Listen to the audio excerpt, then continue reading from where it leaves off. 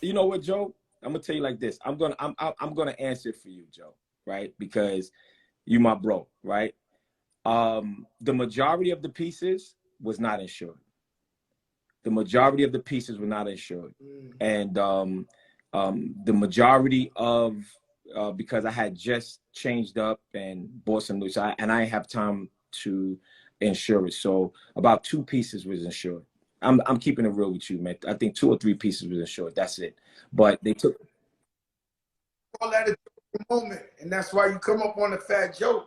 I mean, I think a lot of people learned a lot about you today, and this is a great way for you to tell your story.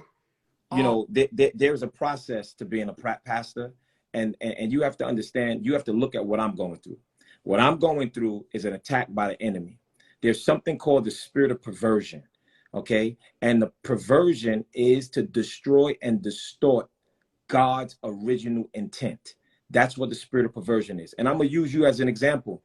Through this whole time that we've been up here on this interview, there has been one question from you to ask about the health and wellness of the church. Why? Because the enemy has perverted this entire situation to make people believe that I'm not trustworthy. And you want to know what? My wife is still crying. My daughter does not want to wear earrings. My church is crying. I had to pay for therapy. And everybody allowed the enemy to pervert their mind off of what happened to God's house. What about protecting God's house? Why are we all looking at Bishop Whitehead? I'm just a man. I fall short of the glory of God. What happened to the glory of the Lord? What happened to that? Was the church. What happened to that? It doesn't matter, nothing else, but what happened to that? And it's a spirit of perversion. And the first thing that a shepherd does, if you ever want to be a pastor, you cannot leave your sheep. The first thing you have to understand is you have to always stay focused on God. I get so much hate mail. I get so much things like people posting right here, 90,000, 90,000, because there's something out there that says that I stole $90,000 from a parishioner. Now I have I have my ministry up here. Everybody that's in my ministry, have you ever saw or ever heard of that lady? Y'all know the lady that they said that Bishop took 90,000 from. And I want y'all to see. Have y'all ever heard? And if you go to my my Instagram, and I did it during my morning service, I said, have y'all ever heard of this woman? And they said, no, she's not a member of my church. She's not a member of my church. But I'm plastered everywhere that I took $90,000 from a parishioner of my church. And everybody, look, you're going to see the nose coming up because this is my church. We don't know her. We don't know her. Okay? And this is the picture that they paint about me. Bro, for you, and I hope and pray your wife gets over it. Your daughter grows out of it. Money could stop doing the freeze. What's my man on the left? My man that preaches. That boy did the meme. You know them guys that go like this. Yeah. Joe, Joe, yeah, I got you. Joe, let me say this, right? Because, you know, I don't know how much time before we get off, but let me just say this, right, Joe?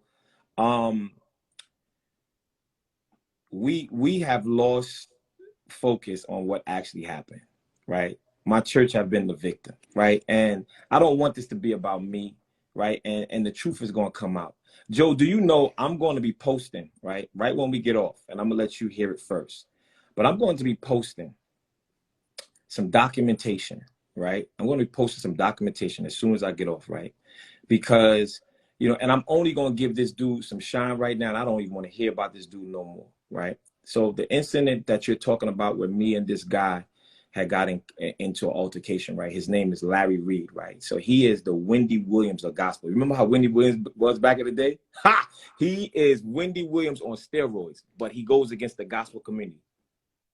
Yeah, of gospel community. Yeah, nobody knows him in the secular world until he start hashtagging me and following me, and every day he's talking about me. So his name is Larry Reed, right? And it's the only shine I'm giving him because his numbers is going up because of me. But let me say this, because I got to make something clear.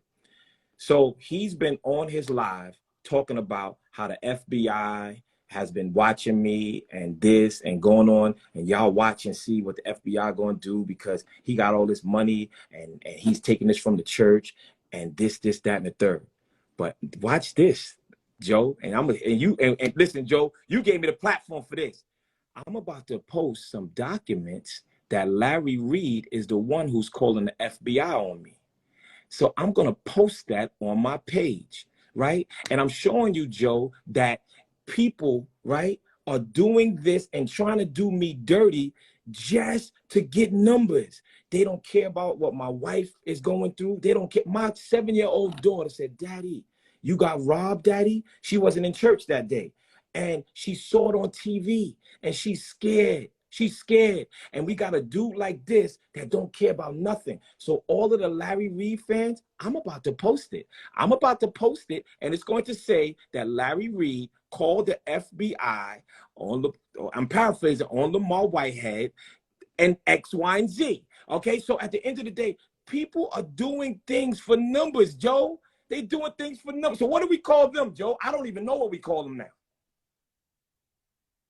Cases. Now, listen, what I'm saying to you is this, right?